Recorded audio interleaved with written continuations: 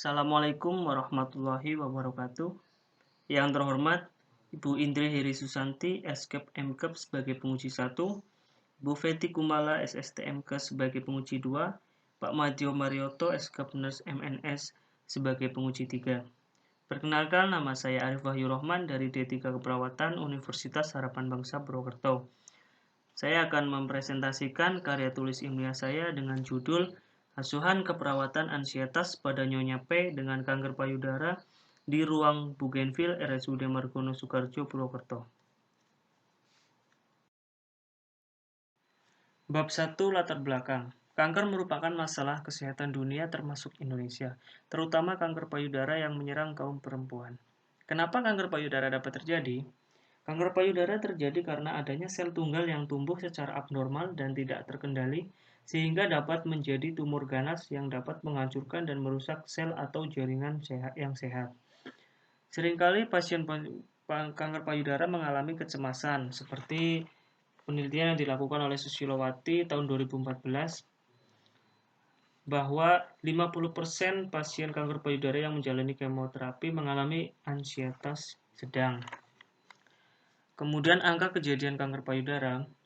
Yang pertama, menurut International Agency for Research on Cancer atau IARC tahun 2012, kanker payudara merupakan kasus baru dengan presentase 43,3% dan presentase kematiannya 12,9%. Kemudian menurut hasil Riskesdas tahun 2018, berdasarkan diagnosis dokter mencapai 1,8% jiwa yang mengalami kanker payudara. Kemudian di Jawa Tengah, sebesar 1,30% wanita usia subur yang terdapat benjolan. Nah, untuk kasus tertinggi berada di Semarang yaitu 24,88%. Untuk Kabupaten Banyumas terdapat 11 pasien yang positif dari 3.988 wanita. Kemudian untuk rumusan masalahnya adalah bagaimana gambaran asuhan keperawatan ansietas pada Nyonya P dengan kanker payudara di ruang Bougainville RSUD Margono Soekarjo Purwokerto. Tujuannya untuk menggambarkan asuhan keperawatan ansietas pada Nyonya P dengan kanker payudara di ruang Bougainville RSUD Margono Soekarjo Purwokerto secara sistematis dengan menggunakan pendekatan secara komprehensif.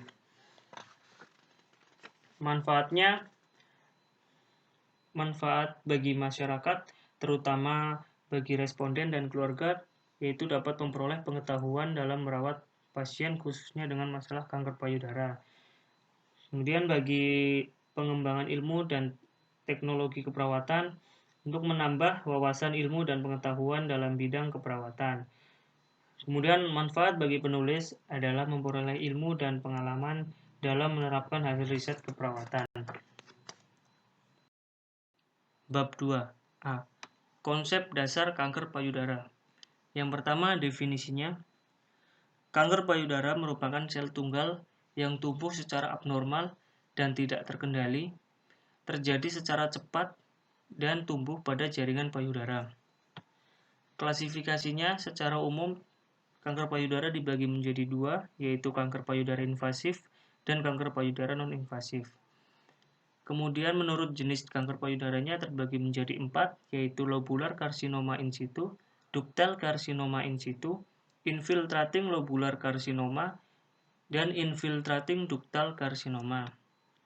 Kemudian manifestasi klinisnya, yang pertama terdapat benjolan pada payudara, kemudian yang kedua adanya perubahan pada payudara seperti perubahan warna menjadi merah, kemudian kulit mengerut atau seperti kulit jeruk. Kemudian puting mengeluarkan cairan. Yang keempat, pembengkakan pada payudara.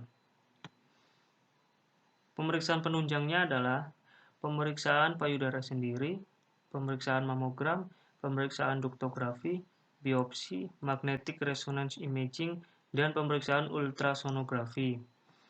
Kemudian ada penata laksanaannya, ada 3, yaitu dengan mastektomi, lumpektomi, dan kemoterapi. Pathway, faktor penyebab kanker payudara ada dari faktor predisposisi, yaitu usia dan genetik, ada dari faktor pil KB, kosmetik, dan gaya hidup. Faktor usia, adanya penurunan fungsi sehingga hormon tidak stabil mengakibatkan hiperplasia sel mamai. Dari faktor genetik, adanya gen breast cancer yang diturunkan dan kemudian gen itu mengalami mutasi. Dari faktor pil KB, penggunaan pil KB dengan jangka panjang akan meningkatkan hormon estrogen. Kemudian penggunaan kosmetik memiliki zat kimia yang mirip dengan hormon eksogen. Kemudian gaya hidup, adanya penumpukan lemak sehingga mengakibatkan obesitas. Itu semua akan mengakibatkan hiperplasia sel mamai atau pertumbuhan sel mamai secara cepat, sehingga akan menekan jaringan pada mamai, meningkatkan konsentrasi mamai akan membengkak, dan terjadinya massa tumor yang mendesak ke jaringan luar, sehingga akan menimbulkan ansietas dan ulkus. Ketika terjadi ulkus akan mengakibatkan gangguan integritas kulit. Kemudian hiperplasia sel mamai juga mendesak sel saraf, menginterupsi sel saraf, dan mengakibatkan nyeri. Kemudian hiperplasia sel mamai juga mendesak sel pembuluh darah sehingga aliran darah dapat terhambat, terjadinya perfusi jaringan yang terganggu mengakibatkan hipoksia dan terjadinya resiko infeksi. B. Konsep respon coping pasien ansietas. Coping adalah usaha langsung dalam manajemen stres. Ada 3 tipe mekanisme coping, yaitu problem focus, cognitively focus, dan emotion focus. Ansietas adalah keadaan emosi dan pengalaman subjektif individu tanpa objek yang spesifik. Gangguan ansietas ada 4, yaitu ansietas ringan, ansietas sedang, dan ansietas berat, dan panik. Kemudian edukasi, penulis menggunakan edukasi mengajarkan teknik relaksasi nafas dalam untuk pasien ansietas. C. Asuhan keperawatan. Yang pertama, pengkajian. Pengkajian ada 4 aspek, dari aspek perilaku, afektif, fisiologis, dan dari aspek kognitif. Kemudian diagnosa yang diambil adalah ansietas. Intervensi dengan diagnosa ansietas. NOC-nya yang dipilih adalah tingkat kecemasan kode 1211 dengan indikator tidak dapat beristirahat, perasaan gelisah, otot dan wajah tegang, rasa takut yang disampaikan secara lisan, rasa cemas yang disampaikan secara lisan. Kemudian NIC-nya yang dipilih adalah pengurangan kecemasan kode 5820 dengan tindakan yang dipilih adalah pendekatan dengan tenang, menjelaskan prosedur sebelum tindakan, ajarkan teknik relaksasi, dorong keluarga mendampingi klien, dukung penggunaan coping yang sesuai, dan atur penggunaan obat-obatan pengurang kecemasan. Implementasinya: A. Melakukan pendekatan dengan pasien. B. Ajarkan teknik relaksasi nafas dalam. C. Mengarahkan keluarga untuk mendampingi pasien. D. Edukasi penggunaan coping. E. Atur penggunaan obat sesuai order dokter. Kemudian evaluasinya adalah tahap akhir dari proses keperawatan yang mengacu kepada penilaian, tahapan, dan perbaikan. Kemudian untuk metode studi kasus. Yang pertama, rancangan studi kasus. Karya tulis ini menggunakan metode studi kasus, yaitu studi kasus deskriptif. Kemudian subjek studi kasusnya adalah pasien Nyonya P dengan kanker payudara yang mengalami gangguan kecemasan yang berada di ruang Bougainville RSUD Margono Sukoharjo Purwokerto. Fokus studi kasusnya adalah asuhan keperawatan ansietas pada Nyonya P dengan kanker payudara di ruang Bougainville RSUD Margono Sukoharjo Purwokerto. Tempat studi kasus ini dilaksanakan di ruang Bougainville RSUD Margono Sukoharjo Purwokerto. Kemudian untuk pengumpulan datanya dilakukan secara observasi dan pemeriksaan fisik, wawancara, dan studi dokumentasi. Penyajian data secara menggunakan data primer, data yang didapatkan secara langsung, dan dari data sekunder atau data yang didapatkan dari dokumen. Bab 4. Hasil dan pembahasan. Hasil dari penelitian, biodata klien Nyonya P usia 40 tahun, beragama Islam, pekerjaan sebagai ibu rumah tangga, pendidikan terakhir SMP, alamat Grandegan Wangun Banyumas. Pengkajian. Yang pertama dari riwayat perawatan, pasien merasakan ada benjolan di payudara kanan sejak tahun 2013. Berobat dan kemoterapi sekali di RS dari keluarga pada tahun 2018. Pada Agustus 2019, mulai merasakan nyeri tetapi tidak berobat karena ia mengira itu bendungan air susu biasa. Kemudian pada tanggal 30 Desember 2019, terasa nyeri yang hebat pada payudara kanan dan keluar darah. Sehingga setelah itu pasien dibawa ke RSUD Profesor Dr. Margono Soekarjo Purwokerto.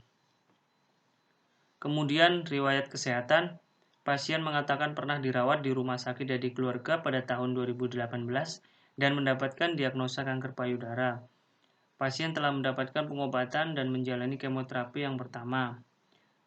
Kemudian dari pengkajian riwayat keluarga, pasien mengatakan adanya faktor keluarga atau keturunan. Karena bude dari pasien juga menderita kanker payudara. Pengkajian pola fungsional Gordon. Beberapa pola yang mengalami gangguan. Yang pertama, persepsi dan pemeliharaan kesehatan. Ditemukan data bahwa pasien mengatakan benjolan pada payudaranya dianggap wajar karena ia sedang menyusui, tetapi ia tidak mengetahui kalau itu akan tumbuh menjadi kanker payudara seperti sekarang. Kemudian pada pola tidur dan istirahat, pasien mengatakan dirinya merasa tidak bisa tidur karena merasa cemas akan payudaranya yang semakin sakit. Kemudian pada konsep diri, ditemukan data pasien merasa cemas kalau payudaranya tidak dapat sembuh kembali. Kemudian pada pola mekanisme coping, pasien lebih sering terlihat merenung dan marah-marah kepada keluarga yang menunggu. Kemudian pemeriksaan fisik, keadaan umum pasien terlihat gelisah, kesadaran kosmetik, GCS 15, tekanan darah 110/70 mmHg, kemudian suhunya 36 derajat Celcius, kemudian respirasi rate-nya 20 kali per menit dan nadi 80 kali per menit. Hasil pemeriksaan payudara terdapat benjolan dan membengkak, puting sudah menjelesak ke dalam dan terdapat perdarahan pada payudara. Kemudian hasil dari penilaian tingkat kecemasan yang diukur dengan menggunakan Hamilton's Rating Scale for Anxiety atau HARS menunjukkan bahwa pasien sedang dalam tingkat kecemasan yang berat karena hasil pengkajiannya mendapat skor 30. Pemeriksaan penunjang. Hasil pemeriksaan penunjang yang didapatkan adalah pemeriksaan laboratorium dengan hasil hemoglobinnya sangat rendah 7,4, leukositnya tinggi 11.560, kemudian hematokritnya rendah 24, eritrositnya rendah 2,69, trombositnya juga sangat rendah hanya 5.000.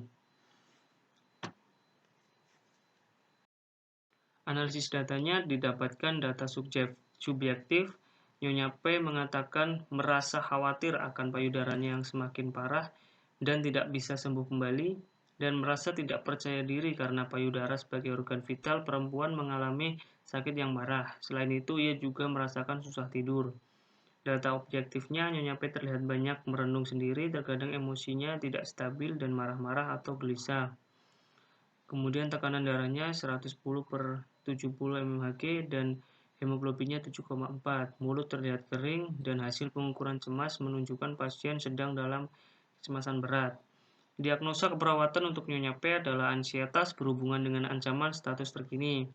Intervensinya dengan indikator rasa cemas yang disampaikan secara lisan dengan skala awal 2 dan tujuan 4. Kemudian tidak dapat beristirahat dengan skala awal 3, tujuan akhirnya 5, perasaan gelisah skala awal 2 dengan tujuan akhir 4. Kemudian implementasinya, implementasi yang dilakukan tanggal 3 Februari 2020, yaitu melakukan pendekatan, menjelaskan prosedur teknik relaksasi nafas dalam, kemudian mengajarkan teknik relaksasi nafas dalam, mendemonstrasikan dan melatih pasien melakukannya, kemudian memotivasi keluarga dan diskusi dengan pasien faktor pemicu rasa cemas. Kemudian pada tanggal 4 Februari 2020, melakukan diskusi dengan pasien terkait situasi yang menyebabkan cemas, menjelaskan pentingnya pemilihan coping untuk mengatasi stres, kemudian memotivasi pasien dengan mencari dukungan keluarga, dan mengulang latihan teknik relaksasi nafas dalam kepada pasien. Kemudian pada tanggal 5 Februari 2020, melakukan pendekatan dengan pasien, melakukan diskusi terkait pemicu kecemasan, mengulang latihan teknik relaksasi nafas dalam kepada pasien, dan memotivasi keluarga untuk selalu berada di dekat pasien. Evaluasi, hasil evaluasinya didapatkan data subjektif, pasien mengatakan bisa melakukan relaksasi nafas dalam ketika sedang cemas sehingga dia bisa sedikit mengontrol rasa cemasnya. Data objektifnya yang didapatkan dari pasien yaitu pasien terlihat tenang dan terkadang merenung, kemudian dapat tidur pulas. Hasil capaian yang telah ditentukan yaitu pengurangan kecemasan dapat dicapai dengan indikator rasa cemas yang disampaikan secara lisan dengan skala awal 2 menjadi 4, tidak dapat beristirahat dengan skala 3 menjadi 5, perasaan gelisah dengan skala 2 menjadi 4. Kemudian rencana tidak lanjut untuk pasien Nyonya P adalah melanjutkan intervensi teknik relaksasi nafas dalam dan menguatkan keluarga untuk selalu mendampingi dan memotivasi klien. Pembahasan dalam pengkajian dari aspek perilaku, didapatkan data pasien terlihat sering merenung dan gelisah. Pada aspek afektif, didapatkan data Nyonya P mengatakan merasa khawatir akan payudaranya yang semakin parah dan tidak bisa disembuhkan kembali. Kemudian dari pengkajian fisiologisnya, pasien terlihat lemah dan bibir kering. Kemudian dari aspek kognitif, pasien seringkali meluapkan emosi atau marah-marah kepada keluarga yang menjaga. Kemudian pembahasan dari diagnosanya berdasarkan data subjektif dan data objektif yang diperoleh telah sesuai dengan teori tentang ansietas, maka penulis menegakkan diagnosa ansietas. Kemudian intervensinya, penulis menyusun rencana keperawatan dengan tujuan NOC, tingkat kecemasan, kode 1211, dan intervensi yang penulis rencanakan yaitu pengurangan kecemasan, kode 5820. Untuk implementasinya, tindakan melakukan pendekatan dengan pasien, rasionalnya adalah menurunkan rasa takut yang dapat meningkatkan relaksasi atau kenyamanan. Kemudian tindakan menjelaskan prosedur teknik relaksasi nafas dalam yang akan dilakukan untuk mengurangi kecemasan. Rasionalnya mengurangi kecemasan pasien sebelum dilakukannya tindakan. Mengajarkan teknik relaksasi nafas dalam kepada pasien. Rasionalnya relaksasi dapat menurunkan tingkat ansietas. Kemudian memotivasi keluarga untuk selalu berada di dekat pasien. Rasionalnya dukungan keluarga dapat meningkatkan kenyamanan pasien. Kemudian tindakan kolaborasi pemberian transfusi darah untuk meningkatkan hemoglobin pasien. Rasionalnya kurangnya hemoglobin akan berakibat semakin memburuknya kondisi pasien. Kemudian pembahasan dari evaluasi. Evaluasi dilakukan pada tanggal 5 Februari 2020. Didapatkan data subjektif, pasien mengatakan bisa melakukan relaksasi nafas dalam ketika sedang cemas, sehingga dia bisa sedikit mengontrol rasa cemasnya. Data objektif yang didapatkan dari pasien, yaitu pasien terlihat tenang dan terkadang merenung, dapat tidur pulas. Hasil capaian yang telah ditentukan, yaitu pengurangan kecemasan dapat dicapai dengan indikator rasa cemas yang disampaikan secara lisan dengan skala awal 2 menjadi 4, tidak dapat beristirahat dengan skala 3 menjadi 5, perasaan gelisah dengan skala awal 2 menjadi 4. Kemudian keterbatasan penelitian. Penulis kurang dalam mengkaji pengetahuan pasien terkait teknik relaksasi untuk mengurangi kecemasan, kurang mengkaji stadium kanker payudara yang dialami dan tidak menemukan data objektif di catatan medis. Pada pengkajian, penulis tidak melakukan pengkajian riwayat KB sehingga tidak diketahui apakah KB yang telah dilakukan menyebabkan kanker payudara. Dalam melakukan implementasi keperawatan, tidak semua rencana tindakan keperawatan dapat terlaksana. Intervensi pengaturan obat-obat yang sesuai belum dilakukan karena keterbatasan tindakan. Namun peneliti telah melakukan tindakan inti pengurangan kecemasan seperti pengajaran tentang teknik relaksasi nafas dalam. Bab 5. Kesimpulan dan saran. Kesimpulan yang pertama adalah pengkajian. Pengkajian yang penulis lakukan telah sesuai dengan tinjauan teori, yaitu dari aspek perilaku, aspek afektif, aspek kognitif, dan aspek fisiologis. Kemudian diagnosa keperawatan. Penulis memprioritaskan diagnosa keperawatan, yaitu ansietas berhubungan dengan ancaman status terkini. Kemudian intervensi keperawatan. Intervensi keperawatan merupakan tahap proses keperawatan di mana penulis membuat rencana keperawatan sesuai dengan masalah yang timbul.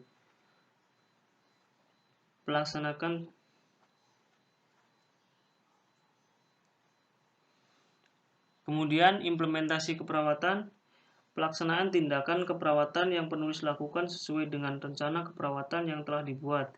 Tindakan keperawatan dilakukan selama 3 hari, dan dalam melakukan setiap intervensi tindakan yang direncanakan, penulis memantau dan mencatat respon pasien. Kemudian evaluasi keperawatan. Evaluasi digunakan untuk menilai hasil intervensi yang telah dilakukan. Evaluasi yang penulis dapatkan telah tercapai sesuai tujuan yang telah penulis lakukan. Evaluasi yang penulis pakai yaitu jenis evaluasi sumatif. Kemudian saran yang pertama bagi pasien dan keluarga. Bagi pasien dan keluarga diharapkan jika pasien mengalami perasaan cemas dapat melakukan tindakan relaksasi nafas dalam untuk mengatasi atau menguranginya. Kemudian bagi mahasiswa diharapkan dapat mengembangkan potensi diri dan kemampuan komunikasi agar dapat diterapkan dalam melakukan penanganan kecemasan terutama dengan teknik relaksasi nafas dalam. Kemudian bagi institusi dan pendidikan, diharapkan bagi institusi untuk hasil dari penelitian ini dapat digunakan dalam menambah wawasan bagi rekan-rekan seperguruan saya, sehingga dalam penanganan kecemasan lebih efektif. Bagi rumah sakit, institusi pelayanan kesehatan diharapkan dapat memberikan pelayanan kesehatan yang lebih maksimal dan sabar dalam menghadapi pasien, terutama pasien dengan kanker payudara. Terima kasih, inilah presentasi KTI saya. Kurang lebihnya mohon maaf. Wassalamualaikum warahmatullahi wabarakatuh.